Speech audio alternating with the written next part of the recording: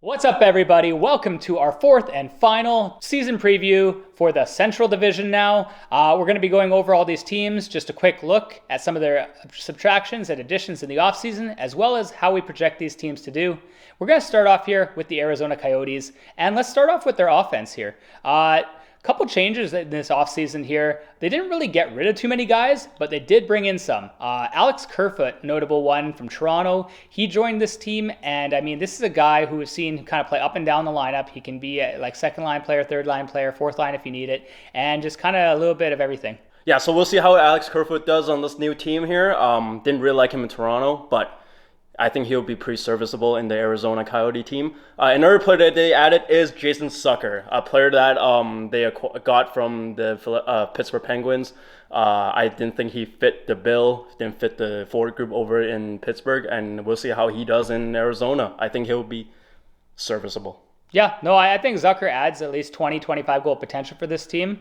But just looking at this lineup, the forwards here, pretty decent, honestly. Good young core here. I mean, obviously, Clayton Keller last year was tremendous. I mean, this guy had a career year. One of the best years I think I've ever seen from anyone on this Arizona offense. And then now, coming up, they're going to have a rookie in Logan Cooley, who is just exciting to watch. Yeah, another one is Dylan Guenther, who's going to be playing with Logan Cooley. I mean, most people probably saw the goal that Logan Cooley had in Australia. Pretty crazy.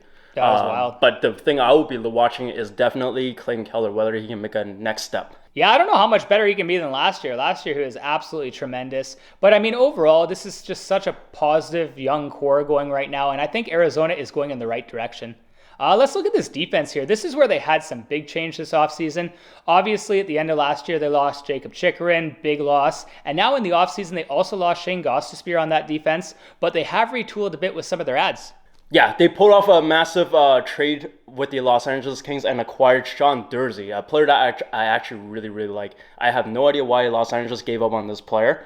I think he's a very, very good two-way defenseman, and he can actually chip in offensively. He definitely needs to work on his defensive game a little bit more, but I think his offensive, he definitely has offensive skill set. Yeah, Durzi was a big ad. As well, they got Travis Dermott, who is some guy who can play like the 5-6 role for them. But really, some of these young kids on this defense that, once again, like their offense, just up-and-coming stars.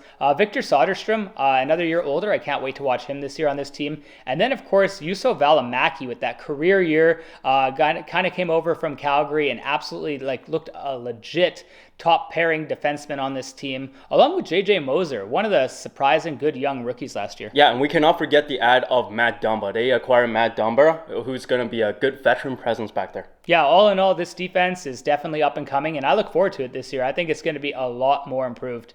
Looking at the goaltending here, I mean, it was been pretty rough for this guy because he's played a lot and he hasn't really had a lot of help over the years, but Karel Vejmelka has just been absolutely sensational in my opinion. He's very good. I actually really like Vejmelka. I thought he's never played on a good team.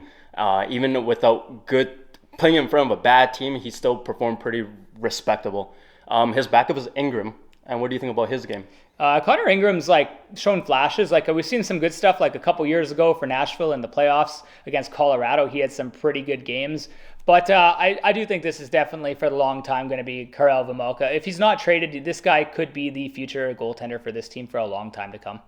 And the next team that we have is the Chicago Blackhawks, a very exciting team coming up. We'll talk about the offense, and the biggest loss that they had in the offseason is losing Jonathan Toews. Yeah, so Jonathan Toews and Patrick Kane as well. I mean, these guys have been part of this team for pretty much forever. I mean, as long as I've been an adult, essentially. Both of them, obviously, we've seen them win many cups together, but this is a changing of the guard. And now we got guys like Connor Bedard, who will be new to this team, who is he needs no introduction. This guy is a tremendous player. One of the best rookies we've seen in years, probably since McDavid. Yeah, another player that they added to play with Connor Bedard is Taylor Hall. Taylor Hall, I thought he performed extremely well in that for Boston in the playoffs. I thought it was interesting that they got rid of him. I know Boston needed to get rid of that contract, but I think he's going to play really, really well with the Connor Bedard. Yeah, I think this is going to be a really good dynamic duo. They both have a ton of speed, and we've seen Taylor Hall in the past show tremendous skill. I mean, this guy has won the Hart Trophy. Like Hohen said last year in the playoffs, he was absolutely dominant for Boston. He had like 9 points in that series. Not his fault that Boston got bounced that early. And then they brought in some other depth pieces on this offense to kind of help this team out, because this offense last year was pretty putrid. And they brought in leadership in Corey Perry and in Nick Foligno. These guys obviously aren't going to put up a ton of points at their age, but they bring some good leadership to a young team, and that is what they need to get to starting something new and maybe another run in the future. Yeah, and the rest of this offensive core definitely needs some work. A lot of AHL players, in my opinion, on this roster, but they have added some NHL players like Scott alluded to. And there are other players I will be watching for, is like Tyler Johnson and Lucas Reichel, whether they're going to make it, especially Lucas Reichel, whether he can take that role as a second line center on this team. Yeah, for me, Reichel is going to be a big one. I think that they should play him with Connor on the first line there with Taylor Hall. I think that triple would be really ridiculously powerful. And then obviously guys like Kurashev. I mean, if he can continue to do what he's been doing the last couple years and develop a little bit more, I think Philip Kurashev could also be a good secondary winger for this team. And now we will be looking at their defense a little bit. They obviously is led by Seth Jones, who's been there, I believe this is his second or third year on the team. We'll see how he does this year. And other honorable mentions on this defense core is Connor Murphy and Zaitsev. We'll see how they do as well. Yeah, I'm interested most of all when I look at this defense. I mean, it's not necessarily the best defense in the world, but I'm looking forward to some of the development of guys like Kevin Korchinski. I hope he makes this team.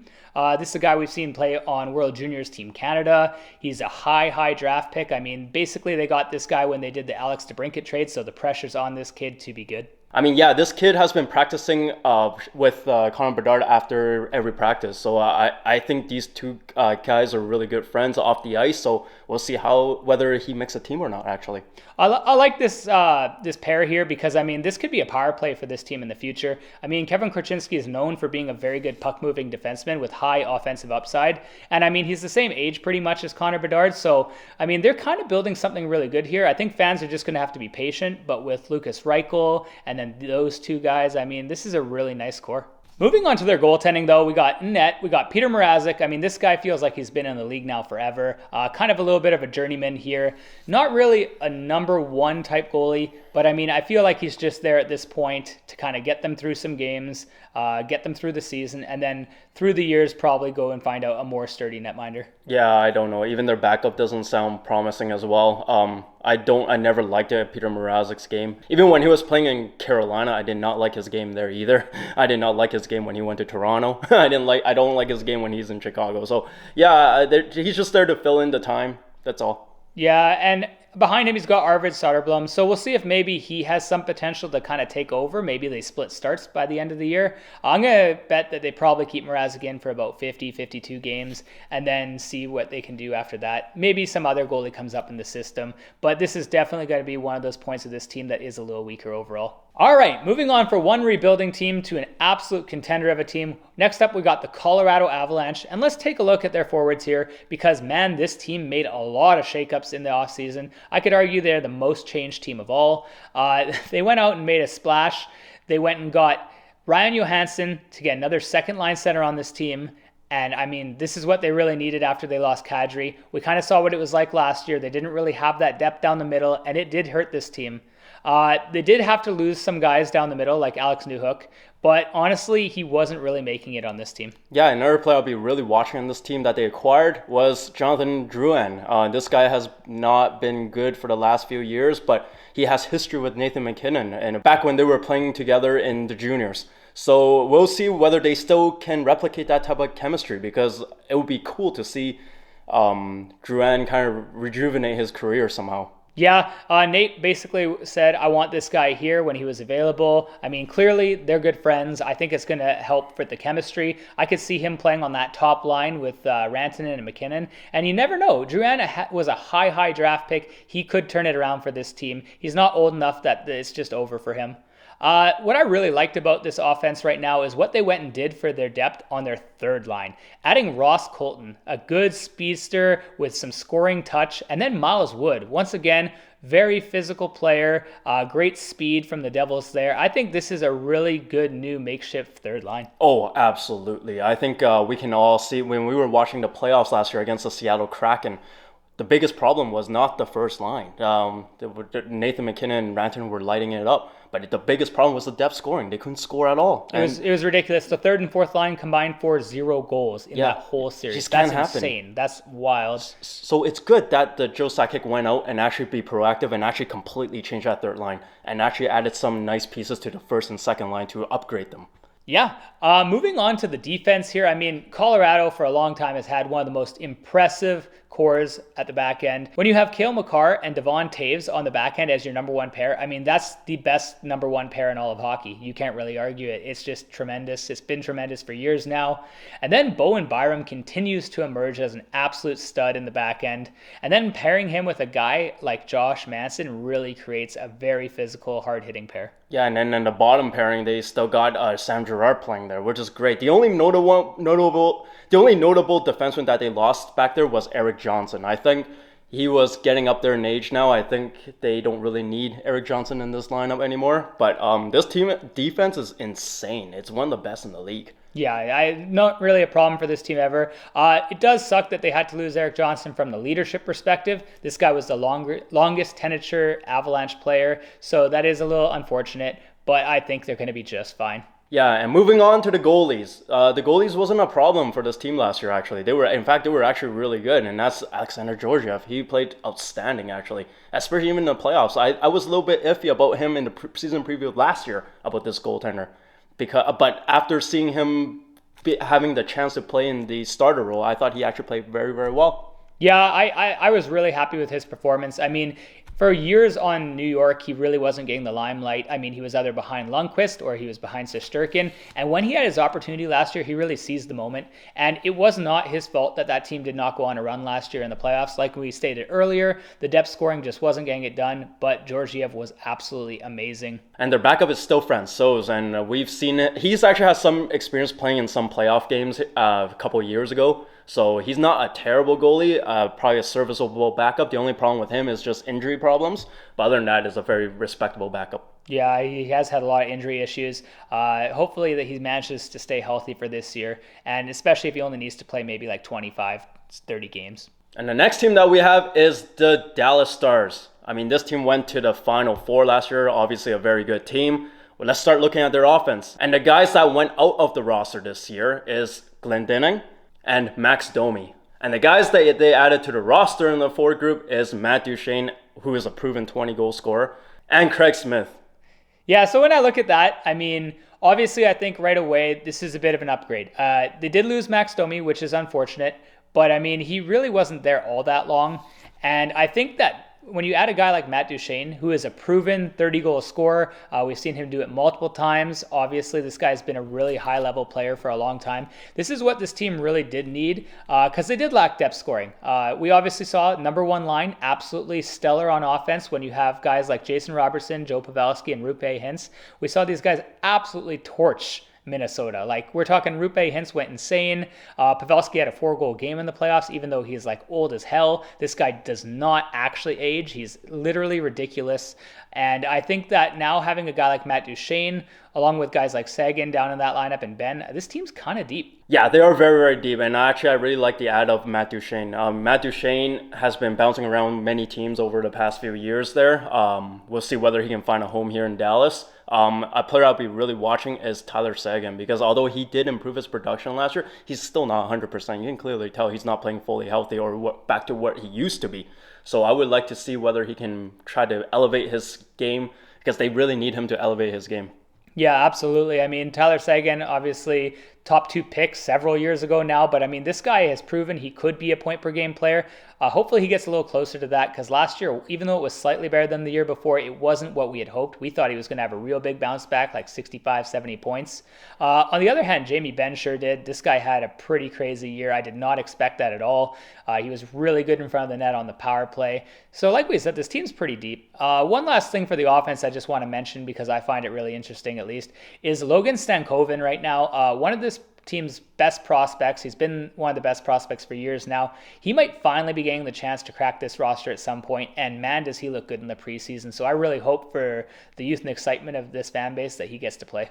And next, we will be looking at their defense, and their defense is unchanged. It's just like last year. Very good sixth demon that they have.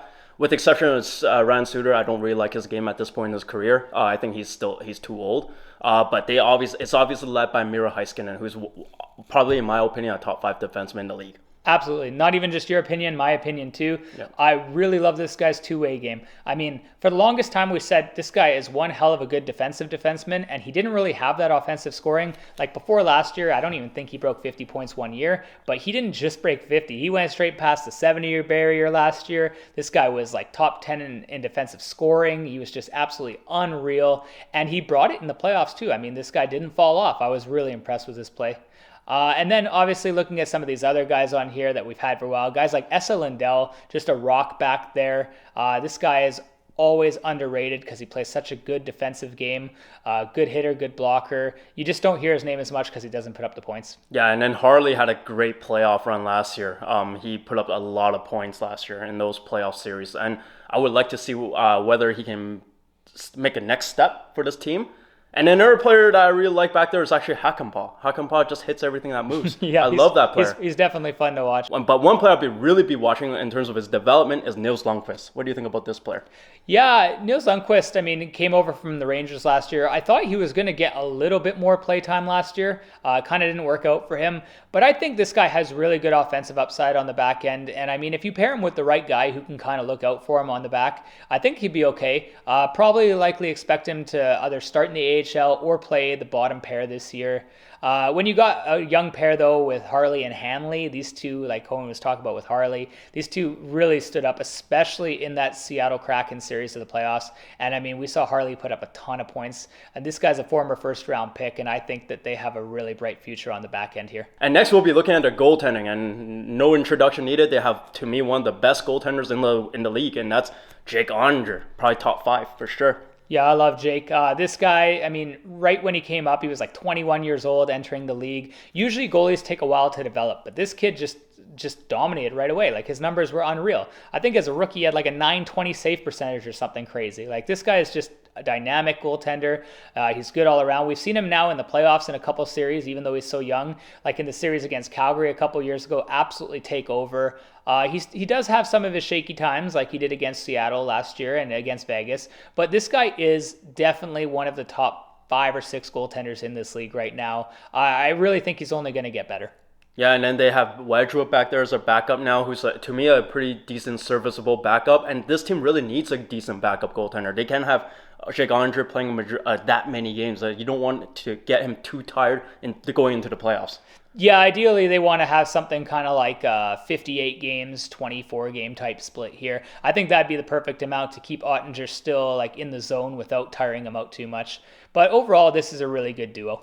Next up, we have the Minnesota Wild. And we're going to start off talking about this team's offense here. First off, we got to start with their biggest addition and their only addition, which was Patrick Maroon. So let's all take a moment and congratulate the Minnesota Wild on the 2024 Stanley Cup win. But in all seriousness, even though Patrick Maroon has won a lot, we've seen this guy be very successful, I don't think that this offense got that much better. They did lose a lot of grit. They lost Ryan Reeves and Mason Shaw. Now, I know those guys don't really put up much for points, but these guys really added a lot to their third, fourth lines. Yeah, this is what happens when you're cap strapped with those terrible contracts in the past, with Ryan Suter's contract and Zach Parise's contract is still haunting this team, because that's really the only ad that they can do this offseason is getting Patrick Maroon. So yeah, when we look at the rest of this offense, it's still respectable, obviously led by Kirill Kaprizov, my favorite player. I mean, I really like their first line. It's a weird line. I mean, when you got a guy like Kaprizov, one of the most talented players in the world, I know it's Hohen's personal favorite player. This guy is absolutely a top 10 NHL player in my opinion. Absolutely dynamic with the puck. I mean, we've seen this guy put up like almost 100 points. It's crazy. And then playing with Zuccarello, who's kind of an older player, more of a passer. But you know what? For some reason, these guys just really hit it off together. And when they have their third guy, Ryan Hartman, I mean, this trio just really has been dominant as the first line. Yeah, it's really weird seeing that name Ryan Hartman being that first line center. It's been weird for me to see that for That whole trio. It's just yeah, a weird just a fit, weird but fit. it works. But it works. If it works, it works. Another player that I am very excited to see is Matt Boldy. I mean, Matt Boldy is a very big size winger. He can shoot the puck, and he can play along the boards because he's big and physical. And we'll see. I want to see what kind of production he can get offensively this upcoming season. Yeah, I personally think Matt Boldy is going to continue to get better. I mean, this is a guy who came into the league, and as a rookie, he just crushed it.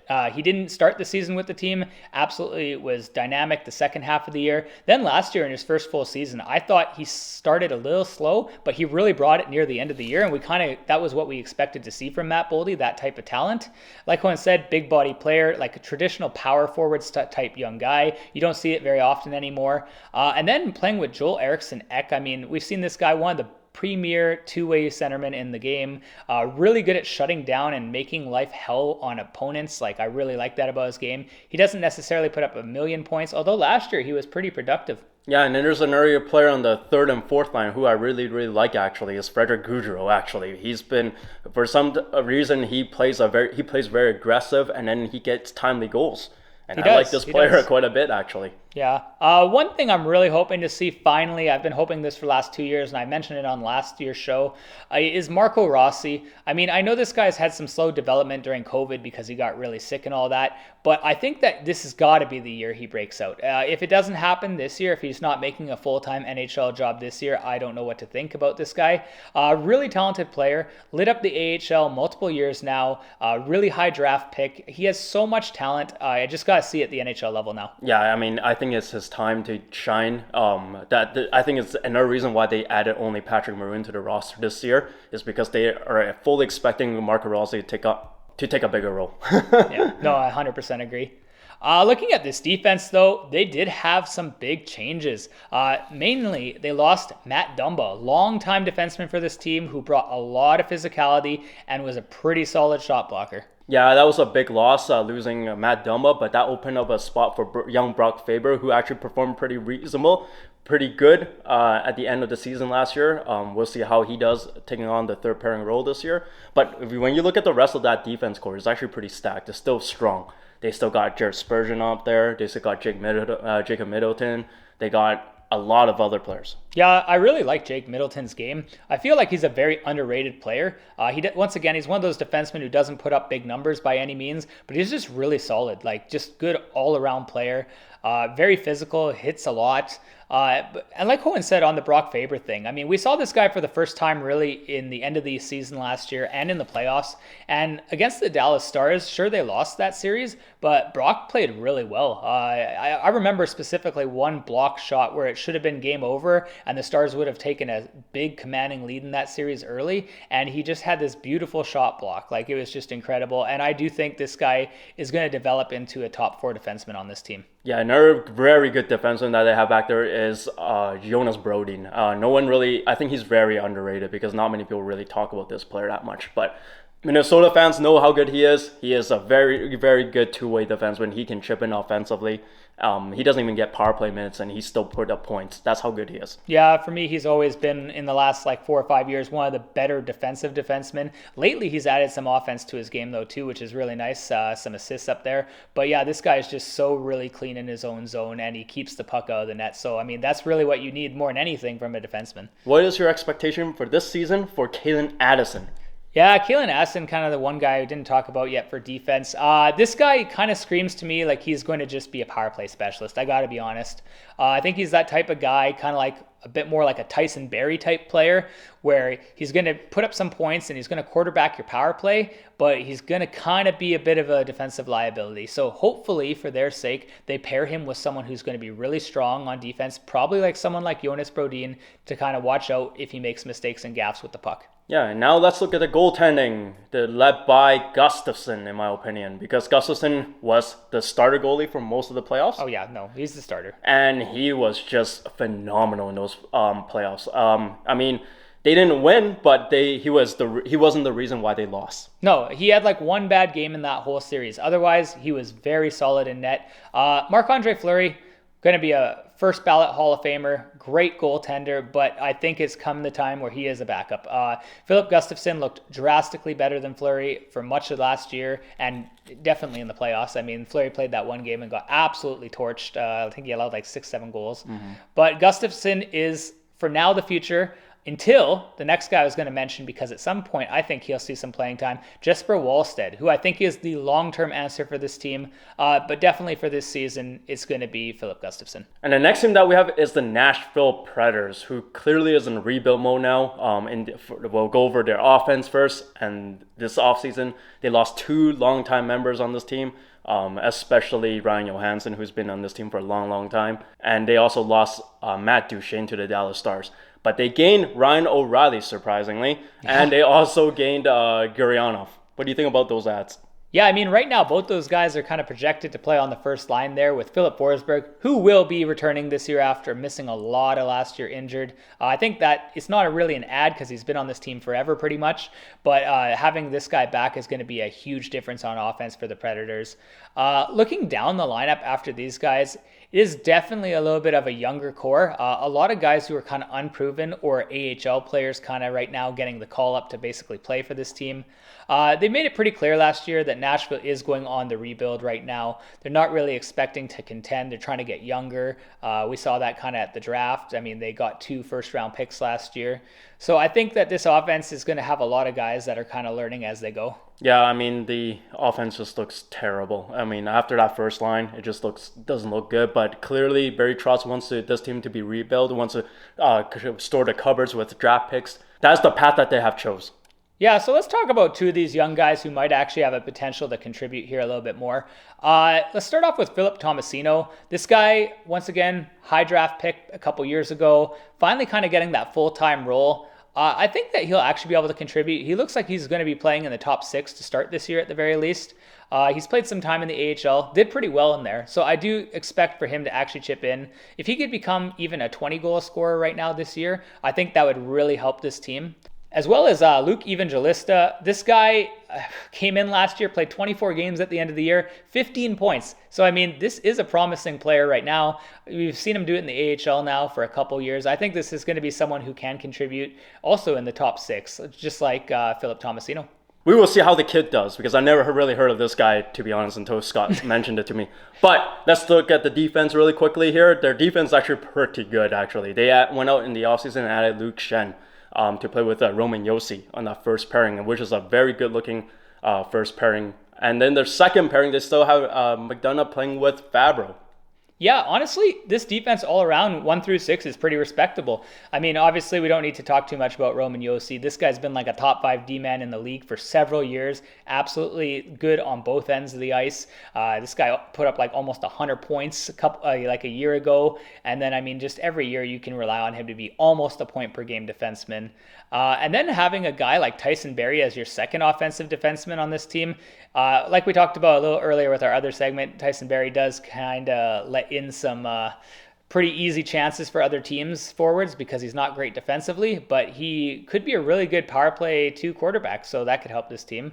One guy who is really good defensively on this team, though, who they went out for last year, Ryan McDonough. This guy's been such a sturdy defenseman for Tampa over the years, and then last year for Nashville as well. Back-to-back years they went out and added now Luke Shen and then McDonough, 2 really solid defensive defensemen. Yeah, I think their defense is actually pretty strong on paper, so we'll see how, as a unit, how they do. Now, let's move on to their goalies. They obviously have UC Saros, who is a very good goalie in this league, playing in front of a pretty good defense, apparently. So we will see how he does, whether he can get above a 9,100 save percentage. Yeah, UC Saros, I mean, once again, we talked about a lot of goalies now in the last couple episodes here, but this guy is near the absolute top. I mean, this guy, year in, year out, puts up great numbers. I mean, there's no real argument that he's not a top 5 goalie at this point because he's absolutely sick. He may not be the tallest guy out there, but he is so fast and so shifty, and his positioning is just always like so on point. It's really hard to beat this guy, and it's even harder with that defense. So, I mean, this guy is just a rock. Not much more you can say. He's just great. I really look forward to the backup, though, at which you don't hear very often. I want to see what Askarov can do in net. I mean, this guy was known a couple years ago as one of the best goaltending prospects in like 15 years. He kind of had some tough times after that. But, last year in the AHL, he looked really, really good. And he's kind of starting to hit his potential. Yeah, I'm actually extremely excited to watch Askarov take that step and actually see him playing the NHL jersey, actually. We'll see. We could argue that best 1-2 in hockey right now, if Askarov develops, is the Nashville Predators. So good on them for, as always, having great defense and great goaltending. Next up, we have the St. Louis Blues. Take a look at their offense here. It is pretty changed, not necessarily from the offseason, but last year's trade deadline, they kind of sold off a lot. They did a bit of retooling. They got rid of longtime player Ryan O'Reilly, traded him to Toronto, and now he's in Nashville. Noel Acciari as well as out of the town, as well as, and this one was a little surprising to me, Ivan Barbashev, who is now recently signed with the Vegas Golden Knights for a long-term contract. Looking at this offense, they did go out, though, and they did add some players. And I got to talk about the biggest one here, Kevin Hayes.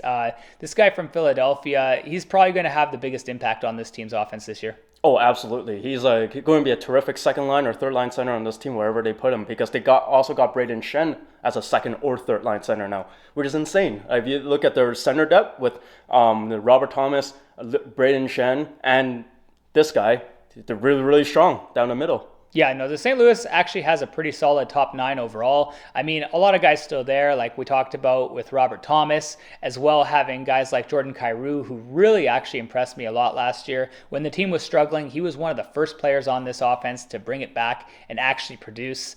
Also got to talk about Pavel Buchnevich. This guy had a really solid season before the injury issues he had. Really, really good offensive production. Definitely felt like they won that trade. And this offseason, they got Jacob Vrana from the Detroit Red Wings. So we will see how he plays. He has a very high potential in the previous years when he played for Washington Capitals and all those years. He's a very good goal scorer.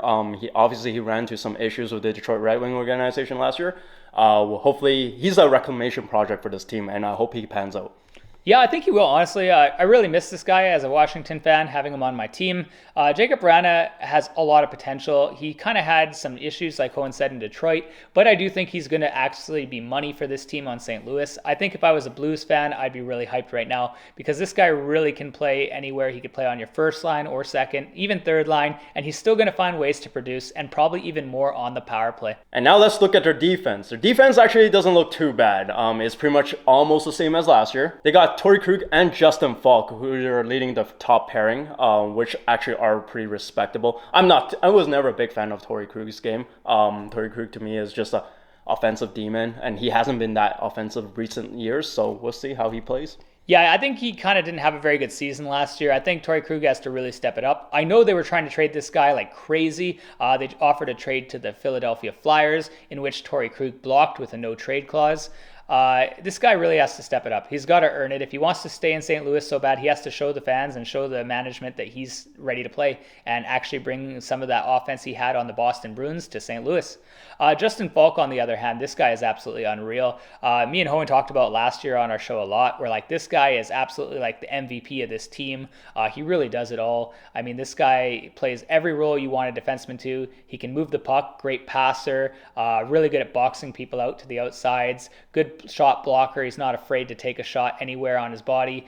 Really solid player, and one of the few highlights for me on this defense, because overall, I know we talked about not being too bad, but really last year they allowed a lot of goals, and I'm not going to blame the goalies for all those. No, and also if you look down the defensive pairings, they're just not that great either, to be honest. They got Colton Parayko. He's a big guy, but he reminds me a lot like Tyler Myers. He's just a big guy who hits but gets beat up by speed pretty quickly. Yeah, this one bothers me a little bit because Colton Parayko was supposed to be a very good defenseman. He started his career great. Like his first 2-3 years in the league, this guy was a menace. He was really, really good. His defensive game was solid. He was very physical. He's still pretty physical, but like he looks slower. He lets like people get around him pretty easy, and I think St. Louis expected him to be a lot different at this point in his career. Yeah, and we'll see how Scott Perunovich does. He had a little bit of games last year. He played okay in some of those games, but he definitely needs to take the next step in order to for this team to have some success. I always think about this team if they didn't give up that terrific Vince Dunn, how well this team would have been. Yeah, that was probably the wrong player for them to expose there. Probably should have found a way to protect him. Moving on to the goaltending here, this is where it could get quite interesting with this team. Obviously, they have Jordan Binnington, who has been their starter since they won the Cup in 2020. The thing is, he has kind of performed really bad ever since then, not really been the same goalie whatsoever. He's under contract for a long time, so he probably still will be the starter for most of this year, but he has Joel Hofer right on his heels. Yeah, I think that backup might take his job pretty quickly here because I think a lot of teams know how to get into Binnington's head and just to get him, piss him off. And once he gets pissed off, he loses his temper and he just loses it. And that's how teams beat him. Yeah, this guy needs a mental coach really bad before the season starts.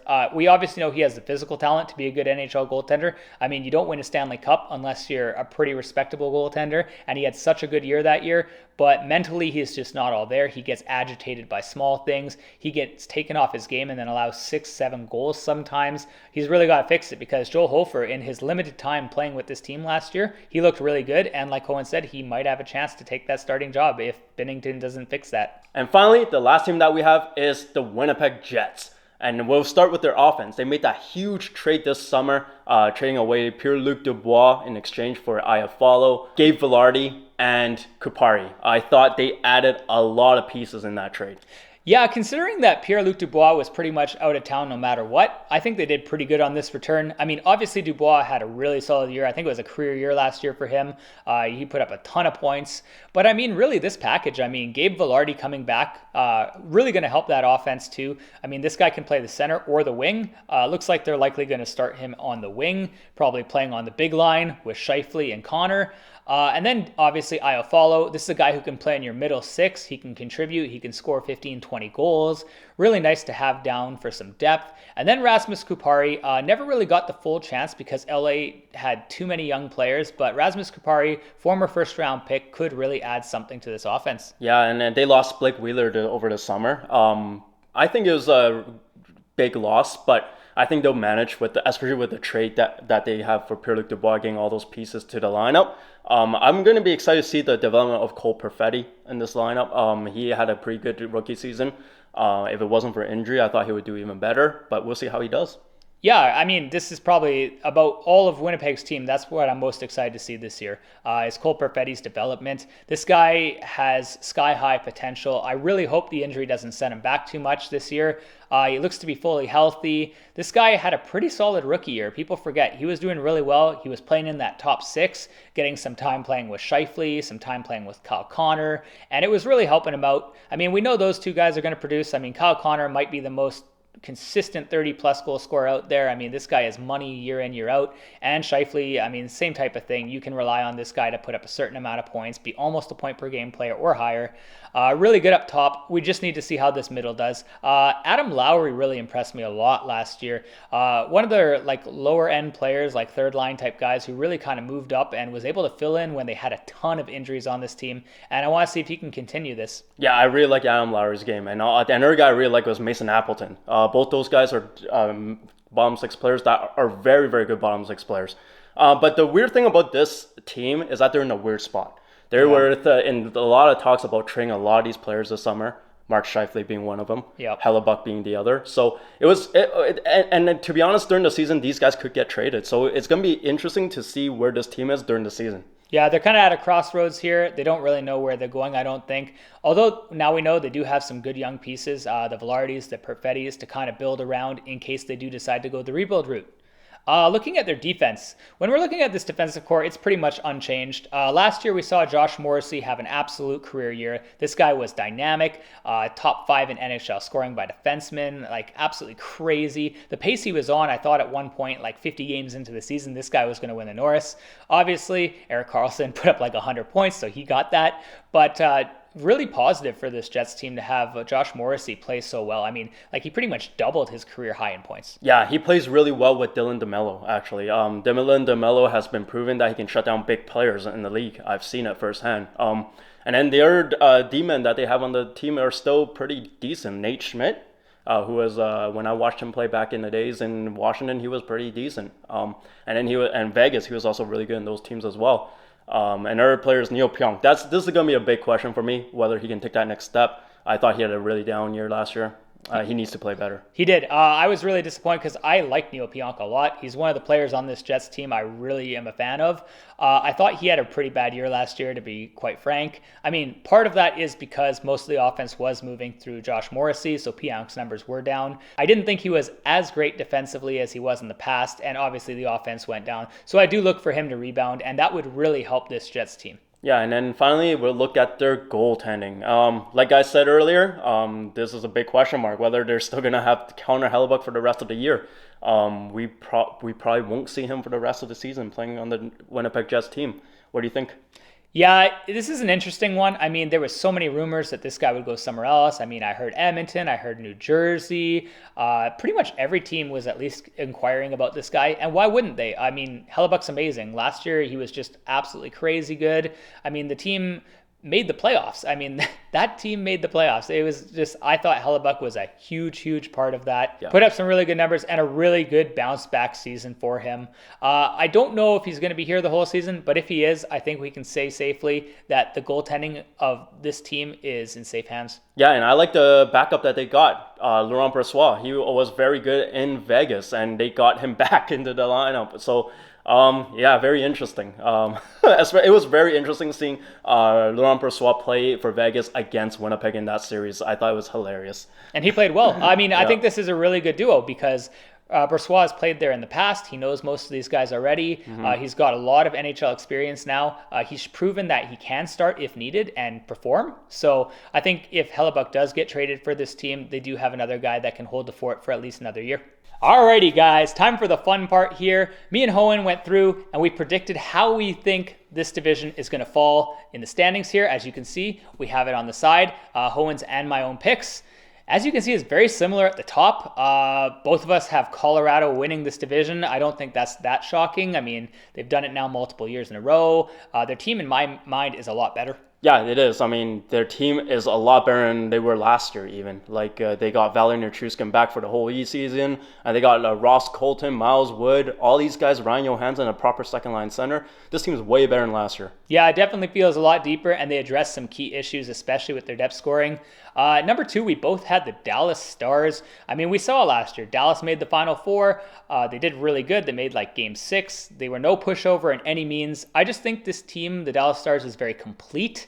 They have some good offense, they have good defense, and their goaltending solid. So I really just don't see too many holes. Yeah, as you can see, I agree with the same thing. That's why I have them at second. But number 3, Minnesota. I have Minnesota third, mainly because I know this coach is so good. Dean Evanson's so good at coaching this team. This team, the personnel is almost the exact same as last year. The team is almost identical to last year in terms of that defense core. They only lost Matt Dumba back there, but it's okay because Brock Faber is going to step in and he's going to take on some more minutes and some more opportunity, which is going to be very exciting to watch. I think this Minnesota team, especially with the Kirill Kaprizov, he kind of had a little bit of dip last year. I fully expect him to have a better year this year.